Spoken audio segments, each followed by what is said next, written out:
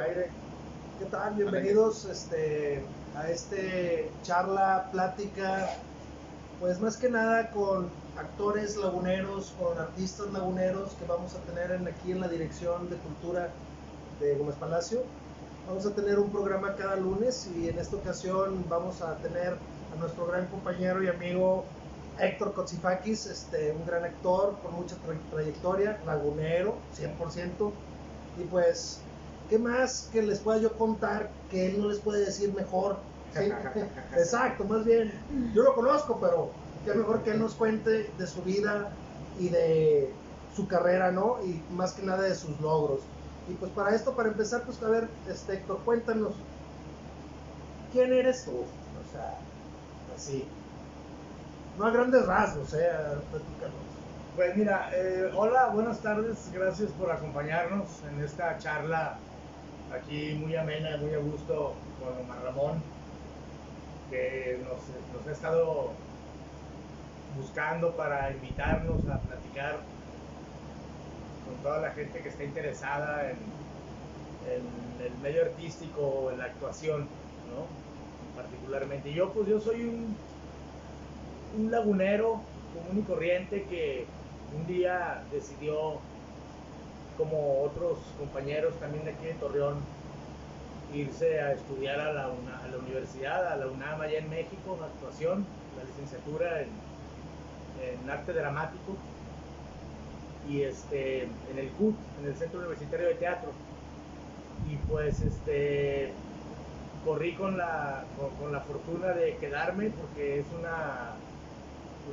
un filtro muy duro de pasar para quedarte, porque son cerca de ¿Cuántos aplican? 400 personas cada año aproximadamente aplican para entrar, y después de varios exámenes, audiciones y de un curso propedéutico de un mes, o sea, al principio de esos 400 escogen a 50 que tomamos un curso propedéutico que dura un mes, y es diario, friega maciza, pero maciza.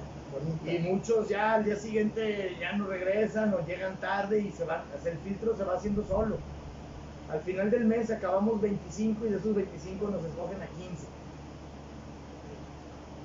O sea, de 50 hasta 15, pues de ya estamos hablando de 400, estamos de hablando de un tercio. 415. ¡Wow! 400. De 400 que aspirantes a 15, que al final nos quedamos. Y es una generación por año, entonces estar encima de ti ahí, viendo tu proceso muy detalladamente, ¿no? Y como es la UNAM, no es una escuela particular de esas que tienes que estar, que tú pagas tu mensualidad y que ellos viven de la mensualidad de los alumnos. Ellos no tienen la necesidad de tener alumnos para que les paguen la colegiatura. Entonces, si no das el ancho, vámonos afuera, ¿no? Cada semestre, cada fin de año, muchos van quedando fuera, y al final de la carrera pues terminamos 10 nada más. Fuimos los que pasamos todas las asignaturas. ¿Cuánto te tardó? Casi 5 años la carrera. Y pues yo, aquí vive mi familia, vengo mucho aquí a Torreón, así que en estos viajes de ahorita por el confinamiento, pues aprovechamos para tener esta charla con todos ustedes. El siguiente lunes me toca otro gran compañero, gran actor también, que también es de la misma escuela que yo, José Juan Meraz. Una semana después viene Alfredo Banner, que también es gran actor aquí lagunero. Y así aquí Omar, aprovechando que nos conoce a todos y que somos sus amigos, Pues les digo, tienen que venirse aquí a sentar a platicar conmigo un ratitito, ¿no? Claro que sí. A que nos cuenten a todos los laguneros y a los interesados, más que nada muchos estudiantes que quieren ser actores, o mucha gente que quiere estudiar esta noble experiencia de ser actor, ya sea de teatro, ya sea de cine. Digo, es para ti, ¿qué es esta es como este tipo de vida que llevas de actor? ¿Cómo la llevas tú? O sea, ¿se te hace muy normal? O sea, la va contigo de que, ay, siempre ando en friega, voy llamado, corto, llego a casa, no duermo, me voy otra vez a llamado. Exacto, sí, es muy matado, es una carrera muy matada. Primero, pues de entrada, aventarte la carrera, ¿no? La escuela. Y pues hay quien cuenta con la fortuna de que pues, su familia le manda dinero y pues, ya con eso no se preocupan, pero habemos otros que pues te vas con una mano por delante y otra por atrás y ahí a ver cómo le haces para trabajar de lo que se pueda mientras estás estudiando y mantenerte como puedas, ¿no? Entonces, lo bueno es que ya estaban Jorge de los Reyes, otro compañero también de aquí, lagunero, y José Juan allá estudiando y rentaban un departamentito, y entonces cuando yo llegué pues ya la tenía yo facilita, ¿no? Ya tenías ahí como quiera Pues la sí, camita. ya como quiera, no, me evité sin conocer a nadie en la ciudad andar buscando dónde quedarme y todo eso, ¿no? Y estaba muy cerquita de la UNAM y pues los gastos compartidos ahí como quiera. Ya en segundo año ya pedí la beca esta del FONCA. Sí.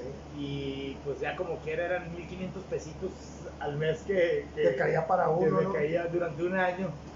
Que pues bueno, ya con eso pagas la renta, el teléfono Te y algo ayudaste. de comer y pues no.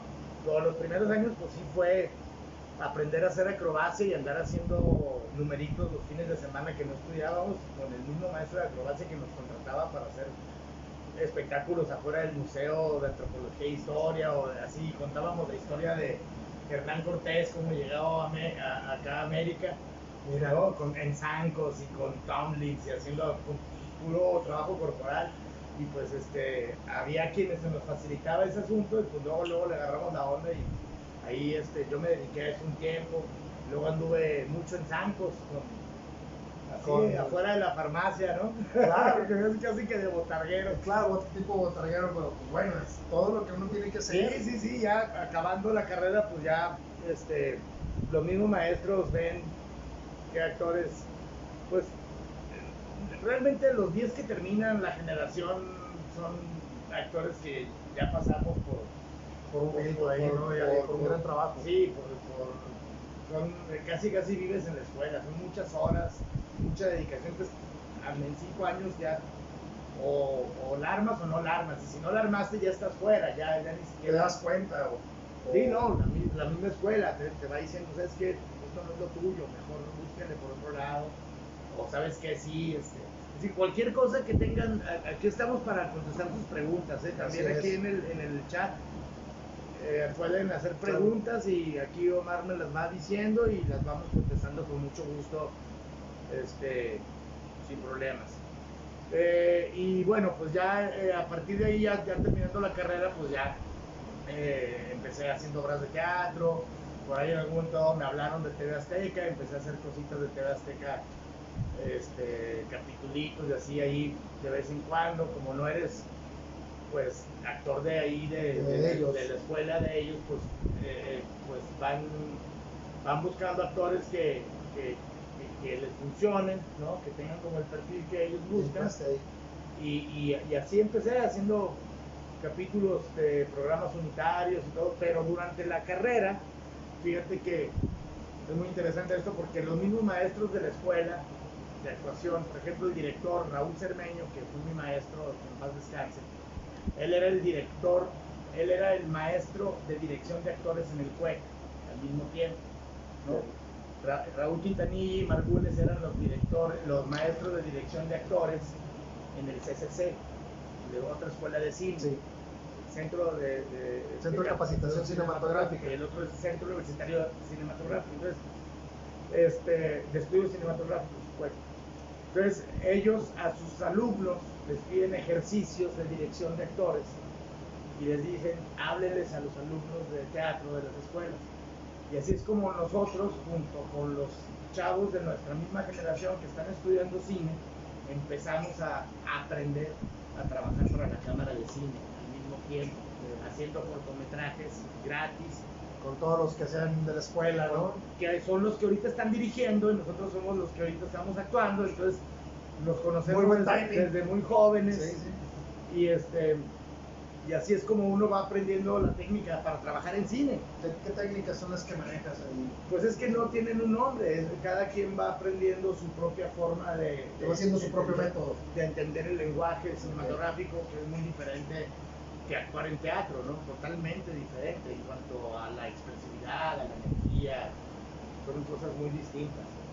En televisión también, porque pues en el cine se va haciendo un máster y luego protecciones, tienes que machar tu continuidad y todo que eso. Alguien te diga cómo va y si no se repite porque el cigarro va a la mitad. Exactamente, y que cuando dijiste tal palabra levantaste la mano, entonces no la levantaste se acercan, ahora. lo tienes que volver a hacer para que el editor pueda pegar, para que mache. Para que mache. Y eso pues te lleva un rato aprenderlo, así como también el uso de los lentes, ¿no? Tienes que trabajar para el encuadre, ¿no? Si estás en un abierto, pues tienes que imprimir cierta energía en tu actuación, no es completo, pero si estás aquí con un 85, un 135 aquí, media carita, no puedes mover nada, pero te tiene que pasar lo mismo que hiciste en el abierto, ¿no? Para poder machar emocionalmente, y aparte es un trabajo artesanal, por así decirlo, porque pues no filmas cronológicamente como una obra de teatro que empieza en un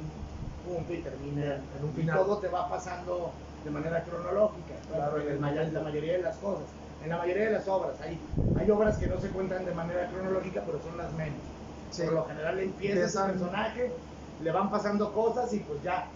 Este proceso de acumulativo emocional de sucesos no lo tienes que imaginar, lo vives durante la función. Vas pasando, o sea. Y cuando en el cine no, en el cine empiezas a filmar, rentan la casa de donde va a ser tu casa, y ahí en una semana haces todas las escenas que hay en la película en esa locación. A lo mejor es el final, quizás. Empiezas por el final, luego te vas en medio, luego 3/4, luego te vas al principio. Tú tienes que tener este proceso de acumulación de sucesos muy claro en tu cabeza para poder machar emocionalmente la historia, porque si no, entonces en cada secuencia estás empezando la película. O estás para arriba o para abajo. Y no te sigue la gente en cuanto a emocional. Entonces tienes que tener muy claro, aquí ya me pasó tal cosa, aquí ya me enteré de esto, todavía no, aquí ya me enfermé o no me he enfermado, dependiendo del caso del personaje. Entonces tienes que tener muy claro cómo hiciste cada secuencia para hacer el pedazo anterior y el pedazo que sigue, para ir uniendo el rompecabezas de la línea dramática de cómo va el personaje, ¿no? Es muy interesante, es muy diferente que el teatro. Pero pues cuando estás en eso todo el día metido, vas chupando y vas aprendiendo hasta que de repente la experiencia, ya después de hacer 40, 50 cortos y cortometrajes y verte, híjole, aquí no me creí, o aquí me pasé, o aquí me faltó, ya vas tú aprendiendo ya intuitivamente a medir tu expresión corporal, pues. Sí, o también las decisiones que tomas para el personaje, ¿no? Si te ayudan como actor o te dejan solo, o tú mismo te estás poniendo el pie, ¿no? Exacto. Te la pones muy difícil, de repente estás empezando la película y ya estás con escenas súper intensas, ¿de ahí a dónde vas a ir? No, pues tú tienes que saber cómo ir subiendo poco a poco, sí, ¿no? Sí, que sea algo orgánico, natural y lógico y posible, creíble, ¿no? Verdadero. Pues mira, otra de las cosas que te quería preguntar, mi buen, es ¿cómo fue que llegaste a decidirte por esta carrera, esta anécdota que estabas contando hace un momento? Sí, mira, pues yo estudiaba como ahí donde nos conocimos en la escuela, sí. En la secundaria, y así como tú también, aquí Omar y yo teníamos un gusto por tocar la batería. De hecho, nos conocimos ahí porque él era mi baterista suplente. Yo lo suplía precisamente. Allí en el TEC de Monterrey con el buen maestro el Pichi. El Pichi, ¿dónde está?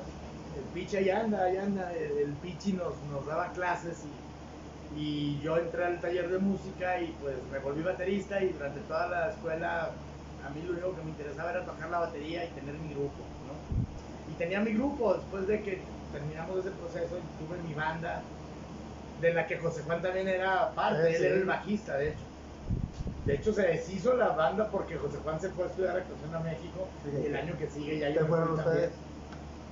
Entonces, pero en algún momento dado, yo no quería entrar a clases por estar tocando la batería, estar encerrado ahí en el auditorio tocando la batería. Y me fui a muchos extraordinarios en ese semestre. Y entonces, Todos. su hermano, el hermano de Pichi, Cuti, que era mi maestro de artísticas, que nos ponía a tocar la flauta, ¿me acuerdas? Él me dijo, pues si no te quieres ir a extraordinario, porque yo ya no podía tener tantos extraordinarios, ya no tenías derecho, tenías un límite. Entonces me dijo, tienes que hacer la obra de teatro. Y yo dije, no, ¿cómo crees? Nadie quería hacer la obra de teatro. Y me da el protagonista. Y pues ahí fue donde tuve mi primer acercamiento con el teatro, y me puse una divertida que me hizo dudar mucho. Si seguirle por la música o teatro. Ya más adelante, cuando conocí a José Juan y empezamos a hacer la banda, pues el único lugar donde nos, porque ya en su casa ya no nos querían, en la mía tampoco, de tanto ruido que hacíamos toda la tarde. Entonces él tomaba clases de teatro en el Teatro Mairán, con la señora Chelo y con Don Ponchito y don Rodolfo Aro, Humberto Rivera, Eduardo Mercheller, eran los maestros que teníamos. Pues yo iba ahí a ensayar en la tarde cuando él terminaba el taller, y yo llegaba antes y me ponía a ver y me parecía interesante, y un día pues me metí a las clases de teatro ahí en el Mairán.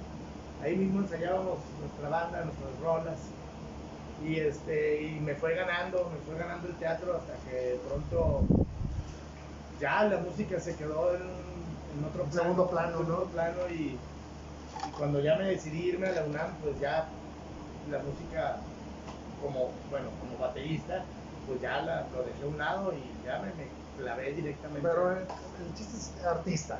Sí, bueno, eso siempre desde el morrito siempre me jaló mucho, bien. Oye, una pregunta más así, pues no tan difícil, pero ¿cuál ha sido para ti el personaje que más, pues no se te ha hecho difícil, pero con el que más a lo mejor has batallado en enganchar? Hijo, ha habido muchos personajes que son los que menos te acuerdas, que en los que precisamente algo pasa que no enganchas, y por lo general tiene que ver con el guión.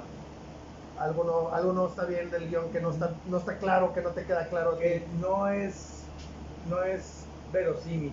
Cuando no hay una lógica que conecta con la naturaleza del ser humano, con nuestra condición humana, es cuando te sientes muy incómodo y es muy difícil dar un brinco de un lado a otro y pasar ese proceso que está escrito de esa manera. Cuando tienes un mal guión o una mala obra de teatro, que las hay, es muy complicado de pronto fluir como pez en el agua. Cuando te sientes muy cómodo es porque todo es muy orgánico, muy natural, y cualquier ser humano, tú, yo, quien sea, le puede pasar, y es cuando tú no batallas y entras y todo te va pasando de manera orgánica y vas recorriendo cada momento de la historia de una forma muy natural, porque está escrita de una forma verosímil. Está entendible. Es una natural, historia, pues. una historia orgánica, que tiene todos los elementos que se necesitan para poder contar una historia de la manera en la que está escrita, ¿no? Pero hay personajes en los que también está muy bien escrito todo, pero pasan por situaciones muy complejas, o que son personajes que tienen, por ejemplo, alguna afectación psicológica o alguna carencia de algún químico, que de pronto puede ser un personaje que tiene una depresión profunda y no se da cuenta, y eso lo afecta en sus relaciones y afecta en las decisiones que toma, y de repente tú puedes leer un guión y decir, a ver, pero ¿por qué el personaje decidió hacer esto? porque si Lo lo, tratas de entender. lo lógico es porque no es un personaje que está bien de su cabeza, además está medicado y la medicina, que por ejemplo, está hablando de una película que fue mi primer protagonista en cine, Reacciones Adversas. Tú la viste porque la presentamos en el Cineclub Itinerante. Para mí fue un reto muy grande ese personaje. En primer lugar, porque no era una historia que estaba contada de manera cronológica. No era... Y en segundo lugar, porque el personaje está tan confundido que el director tomó la decisión de que el público tiene que vivir el mismo proceso que el personaje. Confuso. Entonces, como el personaje de pronto soñaba cosas, tú veías lo que él soñaba porque él lo vivía como una realidad. Y de repente se despertaba y tú ya no sabías si sí había pasado o no había pasado, pero luego había pistas de que sí le ocurrió eso. Entonces él estaba confundido todo el tiempo y el público también, pero lo más complejo fue hacer una historia cronológica contada, no cronológicamente. Que no te lo expliquen cómo va. Exactamente, y hacer que el público la entienda. Y aparte, decidir cómo afecta el medicamento en este personaje. Sí, pues ¿Cuál es su... qué es lo que él piensa trabaja, ¿no? Y lo que él decide hacer y por qué, ¿no? Cómo él percibe la vida y cómo las cosas que tal vez a ti pudieran afectarte de una manera, a él le afectan en lo emocional, en lo profundo, a otro nivel, y decide cosas locas sin tú como actor simplemente hacerte loquito y poner cara de loco y ya. Que eso es lo más fácil, ¿no? Que muchos actores optan por eso, ¿no? Salirse por la locura y... Como está loco, todo se vale. No, okay. No, hay que comprometerse a estudiar el personaje, ¿no? A hablar de un ser humano como tú, como yo. Yo voy a crear la vida de un ser humano y ese ser humano que está en la imaginación, que es ficticio, necesita de un compromiso total de tu parte, porque si no lo empiezas a etiquetar y le pones, es que es así, es menso, o es tonto, o es impulsivo y es corajudo, y no, lo más fácil es tú etiquetar al personaje. Más bien es el personaje el que te dice a ti quién es él, y tú tienes que estar abierto para vivirlo y contarlo como es, porque merece respeto. El personaje merece que lo respetes tú, porque si no es cualquier cosa y el espectador no se va a comprometer con la historia, no se va a enganchar en ningún punto. En cambio, cuando tú no etiquetas al personaje y es el mismo personaje que te va llevando a ti, es mucho más bonito, es mucho más natural y la gente conecta en lo emocional con él. La gente es mucho mejor que lo agarres natural como dices tú. Sí, pero sin que seas tú. Exacto, ¿no? El personaje te lo va pidiendo, ¿no? Sí, si hay un trabajo donde tú decides al final cómo lo vas a presentar, cómo va a caminar, cómo se va a mover, cómo se enoja, cómo se entristece, y no es la misma forma en la que te entristeces tú o te enojas tú, de acuerdo a su carácter. Entonces tienes que construir todo su pasado tienes que aprender, es que el trabajo del actor es como casi como el del psicólogo. Tienes que ser tan observador en la vida y observar cómo somos, cómo es la condición humana, para poder tener elementos para construir la vida completa de otro ser humano que no eres tú. Ponerte en sus zapatos, entender su situación, entender sus anhelos, entender sus frustraciones, cómo le pasan las cosas, sus patologías. ¿Por qué? Porque viene de una familia que vivió ciertas cosas, donde había violencia, donde entonces él aprendió a manifestarse de manera violenta, pero no viene per se de cualquier lado. No, viene de esta historia. Tiene que venir de un trasfondo, porque si no, deja de ser creíble, deja de conectar con el público, ¿me entiendes? Claro, deja de ser creíble, como dices tú. De pronto eso pasa mucho sin menospreciar en las telenovelas por las formas de producción, ¿no? Ojalá tuviéramos nosotros toda la historia desde antes escrita y leerla para poder saber hacia dónde va el personaje y de dónde viene. Pero no, por lo general en ese tipo de producciones ocurre que te van dando los capítulos y tú te vas enterando con qué es lo que va pasando con el personaje un día antes, exacto. Exactamente, y cuando tú ya tomaste decisiones que contradicen a lo que dice el personaje del guión, a lo que te va llegando. Exacto. Entonces es muy complejo, muy complicado hacer algo así bien construido en un tipo de producción como esas, pero en otras producciones como el cine o como las series, que son ya está el guión hecho y te lo estás chutando, tú te echas la Biblia, todo. Y tienes tiempo para construir todo el background que no está ahí y hacer algo consciente. ¿Entiendes? Un trabajo con cada cosa, una mirada significa algo porque 3 capítulos más adelante tiene una consecuencia. Ya. Una idea que tú me das o algo que veo que pasa en la calle que la saca después 3 días después brinque con eso. De pronto eso significa cuando tienes la historia y tú decides que en ese momento él va a aprender tal cosa de una pareja que se está peleando en la calle, por ejemplo. Y lo va a sacar ahí. Y ¿sí me entiendes? O sea, ¿cómo es la vida, pues?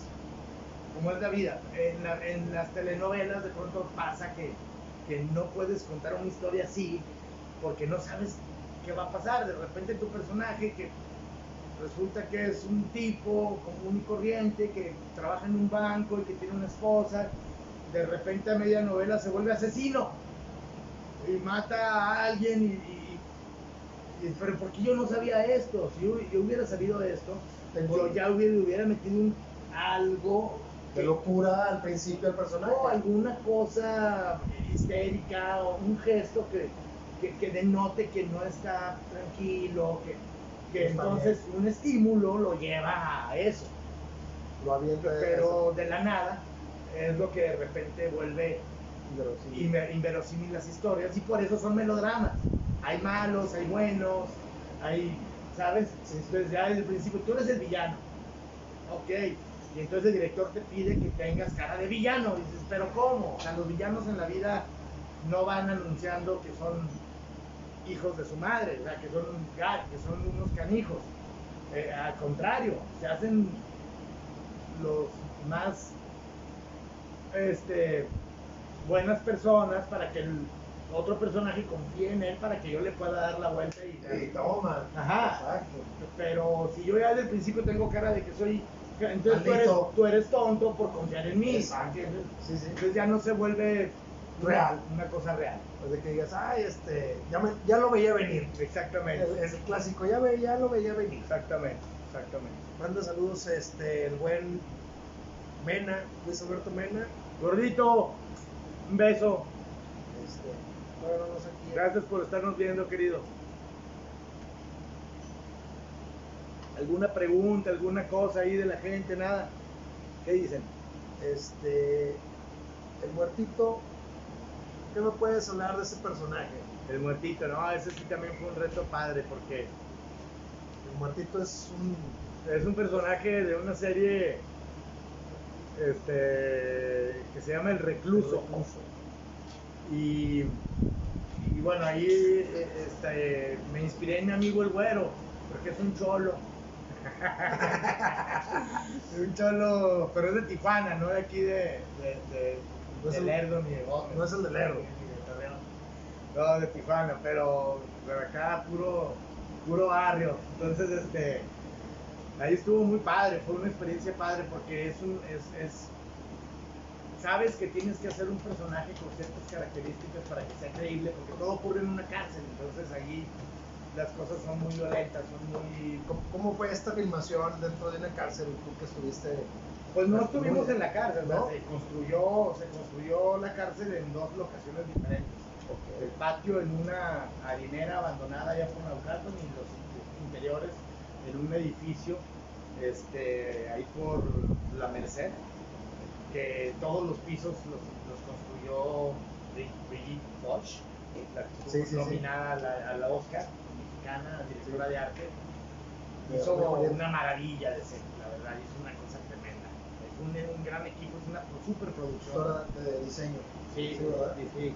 Y bueno, ahí contamos con la maravilla de tener todos los guiones desde antes, de saber para dónde iba el personaje, y entonces tomas todas las decisiones que tienes que tomar para poder contar la historia de tu personaje como es, ¿no? Con la complejidad de que pues tienes que hacer un cholo que hable como cholo en una cárcel fronteriza, que es homie, que tiene esta cosa de Spanglish, que se fue a Estados Unidos, pero pues cayó y lo regresaron, y está ahí metido, y está metido con el grupo delictivo más fuerte dentro de la cárcel, que controla todo el tráfico de las drogas dentro y fuera de la cárcel, secuestros, en fin, ¿para qué te cuento?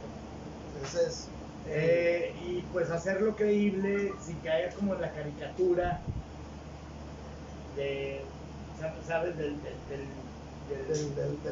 malandrín. Del malandrín, que sí tienes que hacer un malandrín, Sí, pero pues lo tienes que hacer muy tuyo. Entonces ahí estás en tu casa como loco acá hablando con el perro acá. Siéntate porque te va a cargar, ya sabes. Hola, amigo, Y si la perrilla me hace así, pues no, hay que trabajar más. Y la perra de la manita, no, hay que ponerlo más difícil. Tienes que espantar a la... Oye, ¿qué otra cosa te iba a preguntar, mi buen? Muertito fue una chulada de personaje, lo quiero mucho. Lástima que le dieron baje, le dieron suelo en la serie. Véanla, está en Netflix, se llama El Recluso, está bien buena. Hay muchos actores muy buenos ahí. Está Luis Felipe Tobar, está la Cebuane, que hace un trabajo bien padre, Flavio Medina. No, una chulada. Es de Ortiz Gris, Alejandro Calva, Cristian Ferrer, Gustavo Sánchez Parra. Es un elencazo. Es muy entretenida, muy entretenida la serie. Te lleva de principio a fin. Te la quieres terminar en lo más pronto posible. Sí, está padre. Con todo y que ahí es que es una super productora, Nina Payán, la productora del Jaula de Oro. ¿Tú estuviste en Jaula? No, ahí no estuve, pero es ella misma, esta productora es una chulada. Con todo y que era Telemundo la productora mayoritaria, pues estuvo peleando para que las cosas se hicieran como ella lo ve, como ella ve que se tiene que producir, y así fue. Y de verdad que fue una de las mejores producciones en las que he estado en toda mi carrera. Pues, o sea, te dan todos los elementos para que tú puedas trabajar como tú puedas. Como debe ser. Ahí no hay de que los más famosos tienen privilegios y los otros pues ahí háganle como puedan. No, aquí cada actor tenía las mismas condiciones de trabajo, un chofer para cada uno que iba por ti a tu casa y te llevaba al set y te regresaba, y no te dejaban manejar a ti para que no chocaras en el camino por cansado, por lo que teníamos que llegar hora y media antes a que nos retocaran los tatuajes y el corte de pelo, que son rayitas, ¿no? Entonces hora y media de puro trabajo de caracterización para luego empezar el llamado, y desde las 5:30, 6 de la mañana todos los días para terminar a las 10 de la noche, de lunes a sábado. Entonces todavía tienes que llegar a estudiarlo del día siguiente. Duerme uno muy poco, y ellos que saben bien para proteger la misma producción dicen, no, pues ¿para qué? Cuídalo. Hay que llevarlo, traerlo, ¿sabes? Su camper solo, nada de que ahí tú estás con 4. Tres. Para que si tienes tiempo duermas durante el llamado, si estén haciendo escenas donde tú no estás, tengas chance de echarte un coyotito y así. Exacto, ¿qué es lo que haces? Hasta te van y te pagan la luz, si no tienes quien te lo apague. O sea, ¿sabes qué? Necesito que y ahí va y te mandan. Págame los servicios. Necesito hacer súper, no he tenido tiempo en toda la semana. Pero si ahí te dan de comer muy bien todo el día, pero de todas maneras, no, porque las croquetas del perro, la productora te dice, no te preocupes, ¿qué croquetas son? Y te mandan a alguien para que vaya y te las compre, ¿me entiendes? O sea, te ponen todo de modo para que tú hagas tu trabajo y no estés preocupado por otras cosas. Y por lo general en otras producciones no es así, en la mayoría de las producciones no es así. Y todo eso se ve en la calidad del producto. Claro, porque es como te sientes más cómodo, ¿no? Es como los actores estás trabajando, se desarrollan mejor. Concentrado en tu trabajo todo el tiempo. No estás pensando en que, hoy tengo cosas por hacer o tengo algo ahí atorado. La verdad es que ese tipo de producciones se agradecen muchísimo. Y ahorita acabo de trabajar con Ina otra vez, en una participación pequeña, en otra serie que va a ser dentro de una plataforma que va a ser para celulares. Mira. Donde vas a poder ver así o así, y entonces hay tomas que están hechas para cuando tú mismo vas editando. Tú como espectador vas editando, ya no quiero ver esa toma, no es así, y se cambia a otra toma de otra cámara. Okay. Y tú puedes estar viendo una cosa distinta que yo, lo mismo, pero desde otra perspectiva, porque hay 4 tomas de lo mismo distintas que tú puedes ir moviendo y cambiando en tu celular. Es una cosa qué padre, eso está muy padre, eso es nueva. Eso está muy padre. Sí, iba muy bien todo este asunto de esta nueva plataforma, pero con el COVID se interrumpió y hay producciones enormes haciendo proyectos para esto. Steven Spielberg estaba en México produciendo una obra se llamaba Mexica, era sobre los aztecas, para esta plataforma, y se tuvo que parar por el COVID. Y nosotros llevábamos una temporada de 3, o sea, nomás alcanzamos a hacer una. A ver, una temporada. Sí, de 3, y son capítulos de 10 minutos. O sea, son, ¿cómo le llaman? Web. Pues sí, está hecha para verla en celular. Claro. Y aparte de este trabajo que te pausó esta contingencia, ¿qué otras cosas o otros proyectos también tenías en puerta? Pues imagino que varios. Sí, ya teníamos muy encarrilada la producción, la preproducción de la segunda parte de Me Gusta Pero Me Asusta, una película muy cómica, muy buena, muy divertida, muy cómica, pero no es estas comedias mexicanas bobas. No, para nada. Tenía un humor blanco, muy bien construido, porque Beto supo generar como las situaciones para que los personajes, la comicidad es por la situación, no porque los personajes o los actores se hagan los chistositos. Pues el tío, el padrino, ¿verdad? El padrino con esa película, que es una primera producción, una ópera prima de producción, no de dirección, porque Beto ya llevaba varias películas anteriores. Les fue muy bien a los chavos. Alejandro Spacer y Minnie West eran pareja, ya no lo son. Pues la produjeron ellos solitos, sin ningún apoyo gubernamental ni de se la aventaron ellos solitos. Sí, y le salió muy bien, y fue la tercera película más taquillera del 2017. Hizo creo que 3 millones de espectadores casi. No, pues bastante taquilla. En 8 semanas, 9 semanas. Y nos ganamos Diosa de Plata, ellos dos como ¿cómo se llama estos? Revelación masculina, revelación femenina, y a mí como actuación, mejor actuación del 2017. Este es un premio que da la Asociación de Periodistas Cinematográficos, PECINE. Importante, llevan muchos años haciendo esto y ese trabajo, y pues premian a lo mejor desde su perspectiva del cine mexicano. Y lo bonito de esto es que le dan chance a películas que por lo general no entran a los Arieles porque son comedias, ¿no? Y los Arieles solo premian películas drama, sí. por lo general. Yo nunca he visto que premien una comedia en los Arieles, ni siquiera las consideran, como si fuera muy fácil hacer comedia. No, si fuera como fácil. si no fuera arte, ¿no? No sé por qué, yo creo que tiene que ver como con esta cosa del estatus, de darle una seriedad a la academia, ¿no? Okay.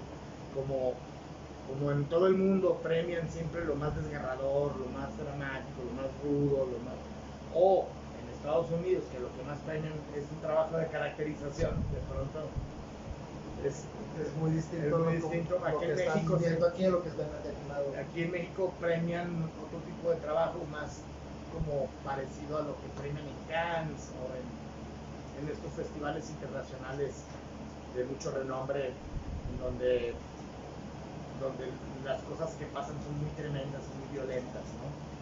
De pronto por eso hay cine mexicano que es muy premiado internacionalmente, como lo que hace Amata Escalante o este otro director que contaba estas historias de los menonitas, en fin, cosas como muy tremendas, ¿no? De pronto las comedias no las consideran como con este valor artístico, aunque es muy complejo hacer comedia, es difícil. Hacer reír es más difícil que hacer llorar, ¿no? Sí, bueno, teníamos ya encarregada la producción de esta segunda parte, que se va a llamar Me Encanta pero Me Espanta. Cambió ahí. ¿Y para cuándo se tiene? Pues estamos esperando a que termine esta pandemia para poder pensar en una fecha para filmarla, porque se supone que la vamos a hacer en la hacienda de mi personaje, que es en Culiacán. Vamos a ir a Sinaloa a filmar. Y pues la del Padrino, la hacienda del Padrino. Sí. Y ahí a ver cuándo. Todavía no nos dice nada. Pues bueno, pues por mientras aquí te vamos a tener aquí local. Me preguntan cuál es tu influencia actoral. Es una pregunta buena porque fíjate que esa cuestión de la influencia no es algo que uno decida. De pronto de chavo te llama la atención cómo actúa tal o cual actor, y luego ya conforme vas creciendo y conforme vas trabajando en esto te vas dando cuenta que no era el gran actor que tú creías cuando lo veías de chavo, ¿no? Y que hay otros actores que a lo mejor no conocías, menos mediáticos, que de pronto resultan ser mucho más interesantes, porque desgraciadamente por los modos de producción y por el Star System cinematográfico en el mundo, los actores muy premiados se vuelven muy mediáticos, y luego esto te va metiendo en un lugar en el que se las creen, y si cuando tenían 20 y tantos años hicieron un gran trabajo con una película, de repente los ves ya a los 50, 45 haciendo unas cosas que dices tú, ¿qué pasó ahí? ¿Qué pasó? ¿No? Entonces esa cuestión siempre va cambiando.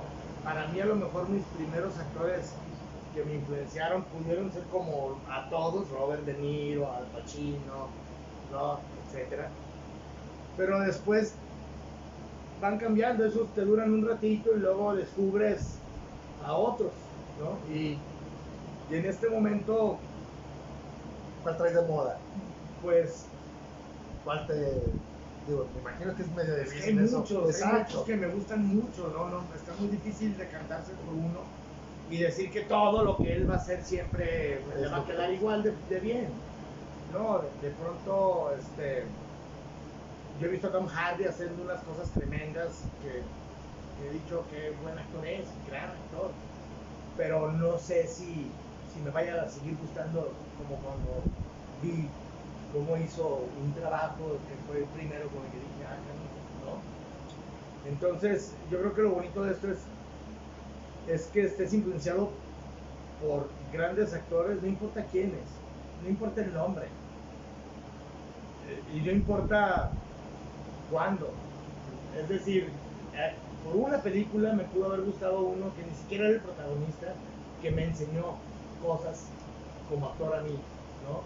O por ejemplo, yo admiraba a Bryan Cranston de Breaking Bad, antes de Breaking Bad, por personajes chiquitos. En Breaking Bad yo dije, claro, ya le tenían que dar, él tenía que tener su momento, ya le tocó 50, más de los 50. Pero él no fue un actor que se volvió mediático de joven, y sin embargo es un gran actor. Es el de Malcolm. El de Malcolm in the Middle, claro, y tiene otras cosas. Pero de repente personajes chiquitos muy memorables, ¿no?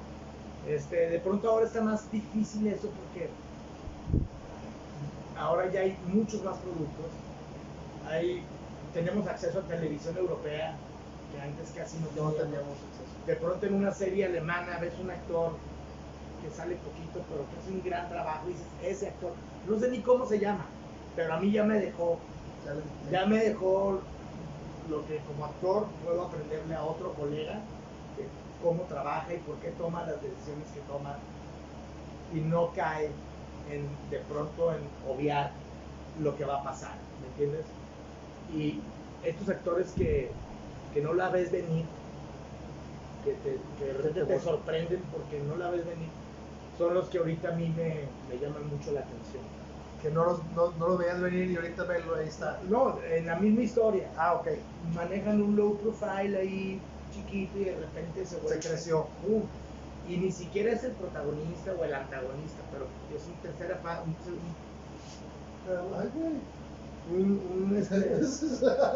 un invitado. Sí. Un látigo. Que era una campamocha, ¿o qué era? No, pues era una como mejorro. Era como que un chihuahueño con alas. Entonces no hay una influencia como tal de uno o dos o tres actores. Mi trabajo está influenciado por muchos actores de distintos lados y de distintos. Hay actores de teatro que de pronto yo los he visto haciendo unas cosas tremendas en México y de repente vuelves a verlos y están haciendo lo que ya descubrieron que les funcionó, repitiendo como lo mismo, porque ya se sienten seguros ahí, lo que no tiene pierde. Y no, a mí me gustan los actores que arriesgan, que se salen de lo que sienten. No, Hollywood hace que los actores vendan una personalidad. Y entonces esa condición los lleva a que Al Pacino va a ser Al Pacino con el personaje que le pongas, ¿sí? Y eso no es un actor que crea personajes distintos uno del otro. Él lo que él vende es su personalidad. Exacto. La personalidad que él construyó, pero ahora es un personaje. Ahora es un maleante. Y luego el siguiente ahora va a ser el mero jefe del capo de la mafia. Y luego es un banquero. Pero siempre es la personalidad de Al Pacino. Sí, que no es la de su vida, que como él habla en la vida. Es la del personaje que él vendió en el cine. Es muy raro. Eso hace que luego de pronto los actores, algunos, repitan mucho y actúen siempre muy parecido. Ahorita ya esto se está rompiendo y los nuevos actores, estas generaciones nuevas de actores, se arriesgan a hacer personajes distintos, muy distintos unos de otros, lo cual eso me gusta mucho más que estar influenciado toda la vida por una sola personalidad, que no es un personaje. Me pregunta aquí Jesús Quiñones, ¿qué consideras esencial para que una producción lagunera muy prometedora consiga financiamiento para su realización? Pues mira, te lo digo por experiencia porque yo llevo, junto con Alfredo Aner, llevamos ya unos añitos queriendo levantar una productora lagunera y se nos ha estado complicando por muchas situaciones. Una de ellas es que si si el estado o si la laguna, tanto el estado de Durango como el estado de Coahuila, tuvieran esta cultura de apoyar al cine, sería mucho más sencillo. Pero por ejemplo, Durango, en la ciudad de Durango, es una belleza. Ellos ya tienen muy hecho este asunto, es la tierra del cine, y como productor, con tal de que filmes ahí, te apoyan hasta con 5 millones de pesos en especie. Entonces ya no te preocupas por aviones del club, ya no te preocupas por locaciones, no te preocupas, gracias al trabajo de Sergio Gutiérrez, que es el director de la cinematografía ya, que es amigo, muy querido, peladazo. Te consiguen extras, te consiguen comida, te consiguen hotel, te consiguen avión, te consiguen todo. Entonces tú ya nada más tienes que pagarle a los actores, al crew, rentar el equipo, ¿sabes? Buscar financiamiento de eso, a filmar allá. Entonces ya es cuando tú metes un proyecto a Fidecine o a Epicine y ya sabes que Durango te está apoyando con esa, es mucho más factible que se vaya a hacer. Entonces es mucho más factible que salga premiado, apoyado, y que Fidecine te dé otra parte. Entonces tú ya nada más tienes que buscar de iniciativa privada un 20% de financiamiento del total de la película. Pues ya es mucho más fácil. Pero aquí en La Laguna ni siquiera, creo que se acaba de generar en Torreón la Secretaría de Turismo, creo que ni había, que es de la que depende cinematografía. Exacto. Entonces no hay ¿cómo se dice? Una estructura. Sino que sujete que el gobierno te pueda apoyar, porque no hay esa partida destinada para eso. En Durango sí, en Durango hay una partida de dinero que cada vez que entra el presupuesto del año, tanto dinero es para apoyar a la cinematografía. Aquí en Torreón no. Entonces hay que empezar pues por tratar de enseñarle al gobierno, miren otros gobiernos como otros estados cómo lo hacen, destinen algo, poco, lo que sea, vayamos generando industria. Hacer caminito. En Durango, no sabes la cantidad de empleos que se generan por la cinematografía. Hay empresas que hacen catering, la comida de todos los rodajes, exacto, que tienen todo el equipo para prestar ese servicio. Hay compañías que ya hasta rentan equipo.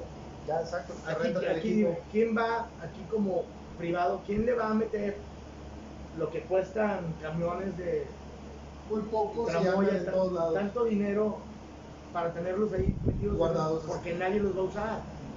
¿No? En Durango tienen la seguridad que se van a usar porque cada año llegan producciones distintas y se va a necesitar un dolly. Pues ahí está el dolly, nos lo rentan en casa. ¿Cuál de todos? Hay drones, de todo. Aquí también ya empieza a ver, pero no hay esta industria, no se generan tantos empleos por esto. Más bien no se generan empleos por esto, cuando podría generarse muchísima derrama económica aquí, porque podrían venirse producciones gringas que traen mucho crew, pues es que se pues pagan hospedajes, pagan alimentación, se generan empleos de gente que necesita darle servicios, prestar servicios a estas grandes producciones, y eso hace pues, que haya flujo de dinero y que en un rubro que yo no sé por qué no lo han explotado aquí. Tenemos las locaciones maravillosas como en Durango, tenemos grandes locaciones y un clima maravilloso también o sea, la continuidad de la luz es la misma. O sea, tenemos mucha luz, aquí hay mucha luz todo el día. No hay de que como en México que ya se nubló. A las 6 se acabó. Ahora está azul la luz y en la mañana estaba amarilla y estamos en la misma escena, ya no pega. No, aquí da igual. Todo el día es el mismo color. En la mañana y en la noche nomás no. Sí, pero todo el día es la misma. Y facilidad, ¿no?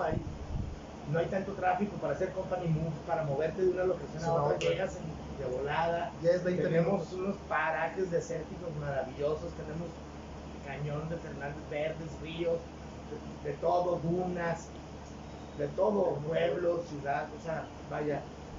Lo que no hay es la cultura de generar producción cinematográfica o industria cinematográfica aquí. Entonces, sí se puede, hay gente que lo ha hecho, está ahí Mino Rimada, con quien hizo una serie, estaba empezando ya a hacer, creo que una segunda parte de la serie. En fin, hay gente que sí se ha animado a hacerlo, como ha podido con sus recursos y bueno, esperemos que poco a poco pues, el gobierno voltee a vernos y diga, a ver, vamos a echarles la mano, ¿no? Vamos a intentar esto, que no... Sí, con lo que puedan. Digo, ellos deben de tener contratos particulares con las aerolíneas y con los hoteles como para poder prestarnos o apoyarnos con ese rubro para poder traer a la gente aquí. Ya de lo demás la producción se encarga de traer equipo, traer actores, traer... Yo siento que si en un principio se atiende ese servicio aquí, creo que le llamas la atención a demás productoras para venir a trabajar acá, porque es mucho más barato trabajar de este lado que allá. No hay ni siquiera comisión de filmaciones. No hay.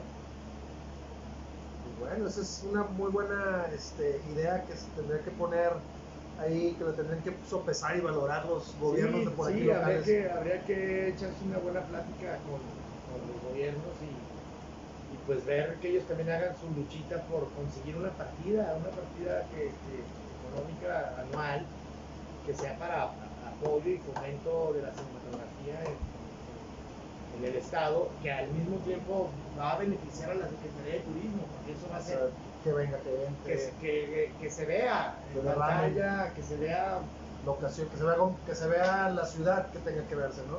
Y nuestros alrededores, claro, nuestra gente, ¿no?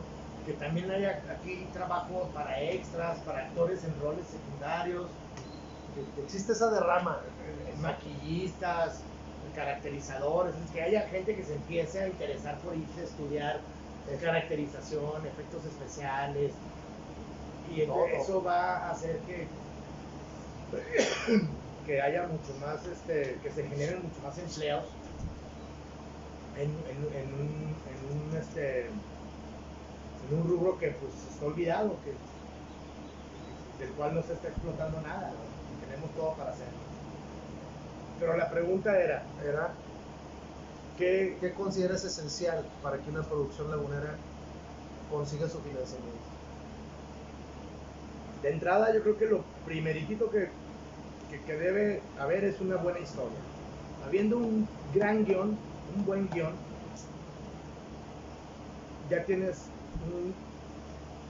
un pedacito del camino ganado, porque va a haber gente que va a creer en el proyecto. ¿Me entiendes? Ahora, primero tienes que definir muy bien qué vas a hacer, qué tipo de producto vas a crear. Si vas a empezar por algo muy artístico o algo abiertamente comercial. Si es algo comercial, entonces puedes hacer juntas con empresarios y hacer product placement, empezar a vender, tu marca de tequila va a estar a cuadro, y en todos los pósters y todo donde la película se presente va a decir ahí, y al principio tequila tal presenta junto con tal y con tal empresa, y a lo mejor algún personaje te nombra, pásame el tequila fulanito, todo eso puede ayudar a conseguir financiamiento. Ahora, para que las empresas crean que una película o una serie es un buen lugar para promocionarse, pues es que es como el asunto de qué fue primero, si el huevo o la gallina. Claro. O sea, ¿qué tenemos que hacer primero? Convencer a los empresarios de que le metan dinero a un proyecto cuando nunca se ha visto que aquí alguien lo haya hecho y haya resultado. Está complejo, o sea, no está fácil. Es algo que se tiene que ir construyendo a la par junto con esta conciencia en los gobiernos para poder generarla, porque no es una cosa que los creativos podamos hacer de una. Está muy complicado darle la vuelta con un solo proyecto que se haga. Si no resulta exitoso, van a decir, ya nadie cree en eso y eso nadie. No, vámonos, otra cosa. Exacto. ¿no? Entonces es como una cosa de ser muy necios, pero primero necesitas tener algo muy definido en el papel, algo que se pueda vender. Tu carpeta bien hecha así. No, muy bien construida y pensar en tener gente que tenga una trayectoria, una carrera en la industria, para que también tanto los gobiernos crean en el proyecto, como también los empresarios puedan creer en el proyecto, como para que también el crew, o te traes un director de fotografía que ya ha hecho muchas cosas, ¿sabes? Pero pones una segunda unidad con un fotógrafo local. Entonces vas abriendo la brecha para que también los talentos locales vayan empezando a saber de qué se trata. A tener tablas. Exacto, tener tablas para poder seguir. Sí, exactamente.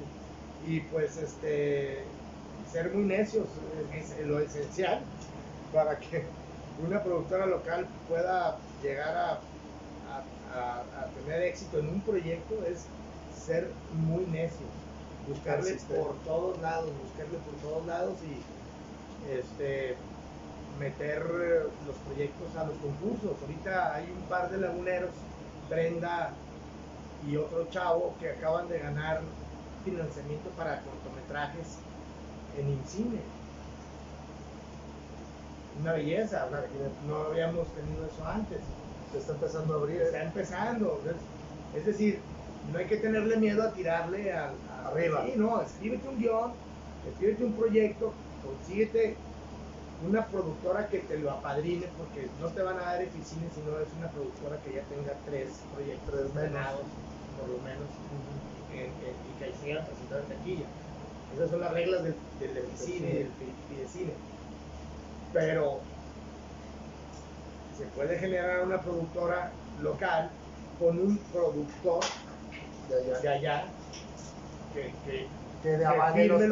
firme los proyectos para que pueda entrar a concursos. Eso sí se puede. Y es lo que nosotros estamos tratando de conseguir, de lograr con nuestro proyecto. Otra pregunta nos hacen aquí. Échale. Si tu vida fuera una película, ¿cómo se titularía? Híjole.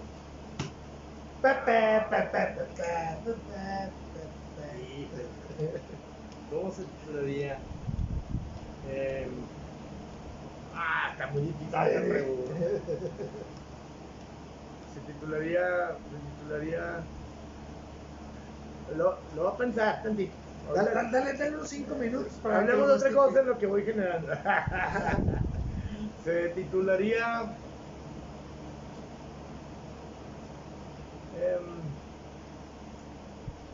está muy difícil eso. Ahí sí me agarraron en curva.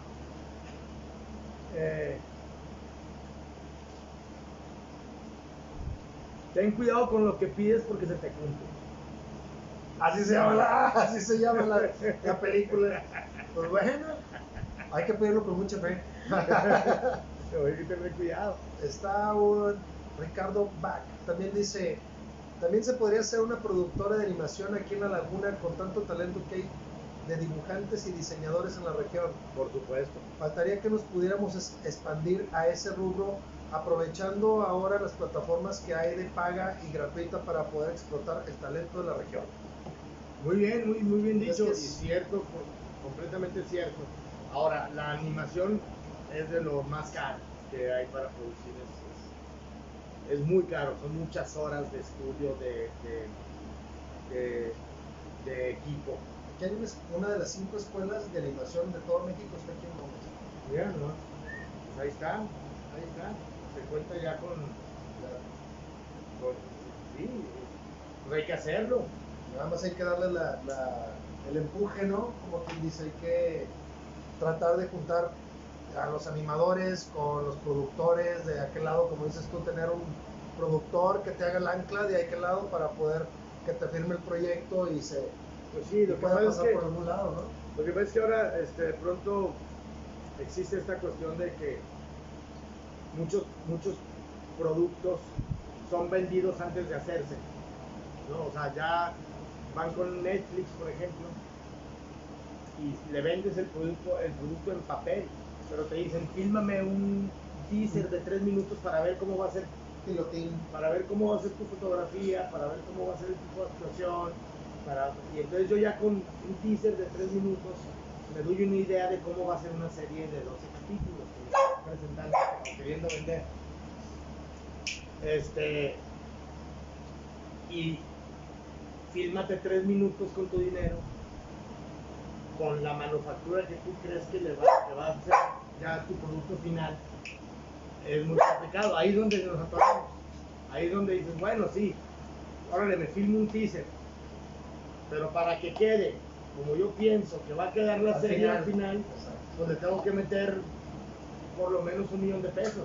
Máquina, gente, Un actuación. fotógrafo, cámaras profesionales, filtros, lentes, tramoya, actores, dirección, y todo eso cuesta por lo menos, o sea, ya filmar cuesta mucho dinero. Es mucha lana como para que la... Ahora, puedes decir a Netflix, no tiene la manufactura final porque pues no contamos Tengo con qué, pero en vez de usar una cámara Arri Tengo Alexa, esta. pues utilicé Una Penny, la Sony o la Panasonic chiquita, y se va a ver como de esta peli, pero no se está viendo así ahorita porque no teníamos el presupuesto, ¿no? Porque no teníamos tampoco un director de fotografía que pudiera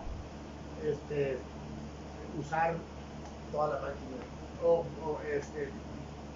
todo el equipo que se necesita para generar un ambiente tal. Entonces, pues te inventas un teaser filmado al aire libre para no Generar gasto. pues para no tener la necesidad de tener luces por todos lados y staff que te cargue todo el equipo y lo vas a subir un camión que tienes que rentar. El móvil. Entonces de pronto nunca el teaser va a quedar como va a quedar la película o la serie. Pero bueno, esa es una forma. Ahora este tipo de plataformas están abiertas a que tú les presentes proyectos, por lo tanto mientras esté esa posibilidad pues hay que hacerlo. El no ya lo tienes, hágale y fílmele como pueda, y capaz que te sale como Robert Rodríguez. Sí, como Robert Rodríguez, o capaz que te sale el mariachi, ¿no? como Vince Gilligan, exacto, o sea, todo es un golpe de suerte a veces. Pues hay muchos que coinciden muchas cosas y que sí en realidad tengas con queso las quesadillas. O sea, si no tienes elementos para generar un buen producto creativamente, está complicado. De pronto pudiste haber filmado hasta con el iPhone, pero hiciste una genialidad y Netflix te la compra. Te la super compra. Ahí es donde está la cuestión. No cambia, o sea, aventarte a hacer las cosas, a ver cómo queda. Si te la avientas con un teléfono y te queda bien y te la compran, Pues eres maestro, ¿no? Ahí ya te fue como Robert Rodríguez.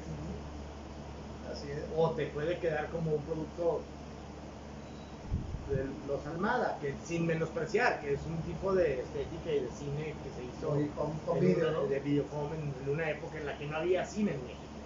No existía. Lo único que había era eso y ya. Pero pues se trabaja como con lo que hay. Con lo que uno... Ahora ya tenemos mucho más acceso a la tecnología que en esas épocas. Sí. Cuando los Almada hacían sus cine. Sí, nada. Ahorita tenemos, cada quien puede hacer hasta películas con su teléfono. Hay películas hechas con iPhone. Sí, he visto varias, pero lo que voy es de que antes era cine, o 16 o 35 y todos los procesos previos y que tenían que ser después de filmarse. La moviola y digitalí. No. Era mucho más complejo, mucho más complicado. Ahorita hay muchas cámaras digitales que están muy accesibles, que te sacan un producto de muy buena calidad, de calidad profesional. Sí, lo decís, hay mucho en esta película que se fue a Sundance, Tangerine, también que fue filmada con un iPhone 5. Y hay una mexicana hecha con puros iPhones, que también le fue fue muy bien, ganó en Morelia y se ha ido a festivales internacionales. No recuerdo el nombre.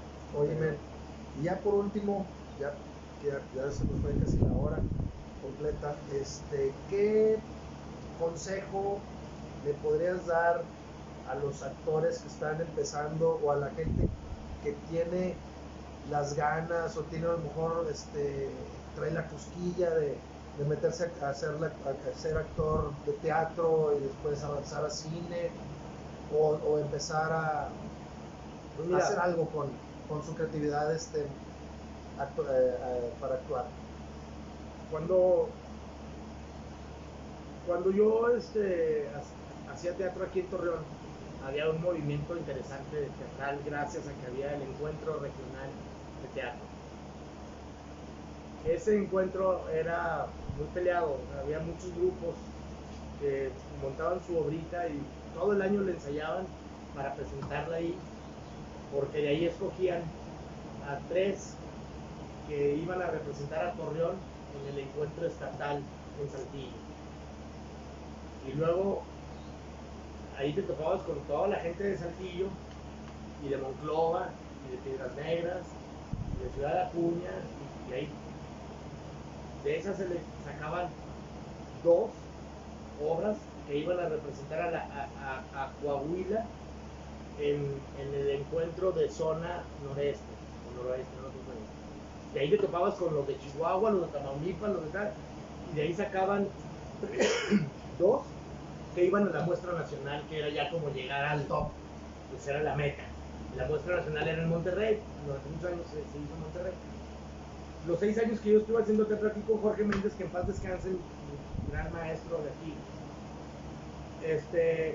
me fogueó de cierta manera para que cuando yo llegara al CUT, no llegara yo en blanco, no llegué sin haber hecho nada, sin haber tenido la experiencia previa de subirte a un escenario con público y contar, y hice 6, 7 obras de teatro antes de irme, hasta codirigí una. O sea, yo cuando me fui yo a estudiar a la UNAM, yo ya había codirigido una obra junto con Alberto, con Arturo Vázquez, que hicimos una obrita que se llamaba Los Amigos o la Proliferación, que era una cosa surrealista, muy loca, muy divertida, y que casi llegamos a la muestra nacional por azares del destino. O sea, la metimos a la muestra de aquí, nos fuimos al estatal y quedamos como suplentes para irnos a la zona noreste. En fin, o sea, la cosa es hacer, dedicarse, hacer, no creérsela nunca, no dejar que el ego te gane, hacerlo más por la necesidad de comunicar que por la necesidad de que me vean.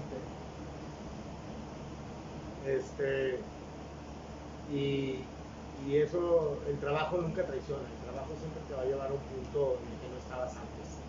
Y si sigues trabajando y trabajando, de pronto Torreón ya no va, o La Laguna ya no va a ser el lugar en donde tú estés.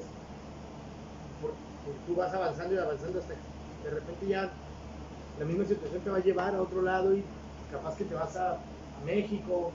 También es otro lugar de la República. No sé, pero así fue como me pasó a mí. O sea, yo cuando empecé a hacer teatro aquí, yo nunca pensé cuando empecé, yo no pensé en que me iba a dedicar a esto toda la vida. De pronto fue el hacer el que me llevó a tomar mi maestro me dijo, vete a estudiar, tienes con qué eso, vete. Está difícil. Y luego, casualmente, hicimos una obra de teatro con Jorge Méndez que se llamaba El Asadillo de Tormes, basada en la versión de Oscar Liera. La presentamos aquí en Torreón, luego la presentamos en Saltillo y nos invitaron a presentarla en Tlaxcala porque Saltillo y Tlaxcala, Coahuila y Tlaxcala tienen un intercambio cultural donde se presentan acá cosas de allá y allá cosas de aquí porque se supone que venimos de la misma tribu. Los tlaxcaltecas, Coahuila y la Nueva Tlaxcala. Exactamente.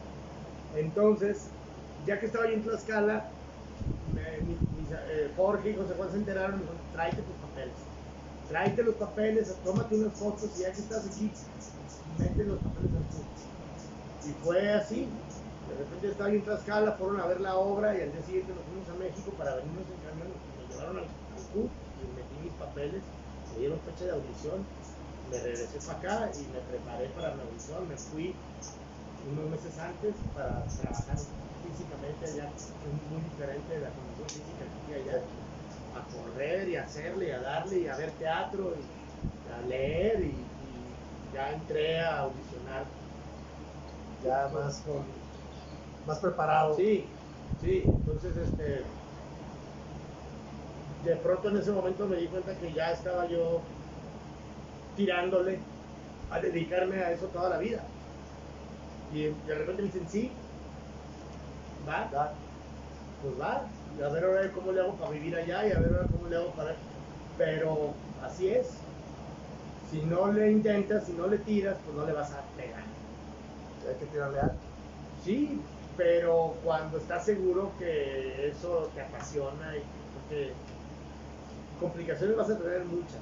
Y si no eres necio, terco, porque no nada más es eso, o sea, acabas la escuela y luego es ahora posiciónate, o sea, ahora que conozcan tu chamba, ahora No te desanimes.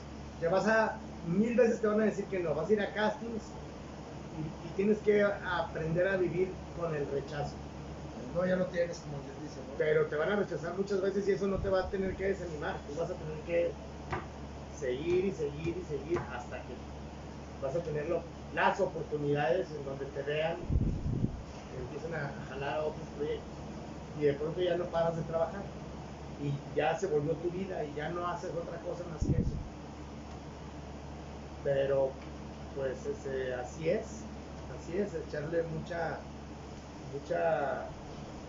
dedicación y pues pensar que voy a ver cómo me va, no, voy porque me voy a quedar, porque voy a quedar. Y así como lagunero, ese rasgo de los laguneros nos ayuda mucho, por eso somos tantos actores de aquí, cabrón, porque somos así decididos, arrojados. ¿Y qué vas a hacer si te dicen que no? Ah, no sé, yo no he Ponerle más duro. Yo no he pensado que me van a decir que no, yo voy a quedar. Ay, y si te dicen que no en la escuela, me quedo allá y voy a hacer castings y voy a otra escuela. Y hasta que no recorra todas las escuelas de México y en todas me digan que no, entonces yo igual me regreso. Pero tienes que tener esa seguridad y esa tenacidad y esa decisión para que funcione, porque es complicado. No es tan fácil. Pero sí se puede. Somos muchos los que ya estamos allá de aquí, que nos hemos ido así. bastantes. Y aquí hay mucho talento. Es un semillero tremendo de mucho talento. De mucho tipo de cine. De actores, de todo. Hay directores de arte de aquí, está Geo Martínez, hay fotógrafos, y ahora ya están por salir directores de cine también que están ahí estudiando, que son de aquí de Torreón o de Gómez. Mis maestros de actuación, Jorge Ábalos es de aquí de Gómez, en fin, Gerardo Moscoso se fue, regresó. Vaya, siempre Ya está notando la laguna, ¿no? Sí, y tenemos buena fama ya, o sea, los tienen como bien catalogados los actores laguneros. Pues bueno, México, porque pues, resultamos buenos, pelados. Ay, papá. Oye, pues bueno, ya pasó una hora, se nos pasó bien rápido. Fueron poquitas preguntas, esperemos tenerte en otra ocasión aquí. Claro que sí. Para poderle dar la parte 2 parte 2 de esta pequeña charla. Y pues a darle, vamos a estar continuando con estas pláticas y charlas de los lunes por la tarde. Muy bien, Omar, qué bonita iniciativa, qué padre que aproveches que estamos aquí, que andamos aquí por el confinamiento, varios de los actores laguneros. Y pues a darle cada vez que sea necesario y que podamos, hagámoslo. Pues muchas gracias. O ya cuando termine el confinamiento también presenciales, hacer algún tallercito o pláticas con gente en persona. Eso sería muy bien. En un salón aquí, en un centro de convenciones, pueden hacer una plática. Yo feliz de compartir la experiencia con la gente de aquí que es mi gente. Pues muchísimas gracias, Pro, por esta ocasión y pues por comentarnos, por platicarnos, por abrirte ante la gente. Muchas ¿Qué es gracias. lo que nos tiene por dentro este Héctor Lagunero y qué es lo que está por hacer? Muchas gracias a todos los que se conectaron y por seguirnos. Gracias. Y pues nos esperamos. Muchas gracias. Hasta el siguiente lunes.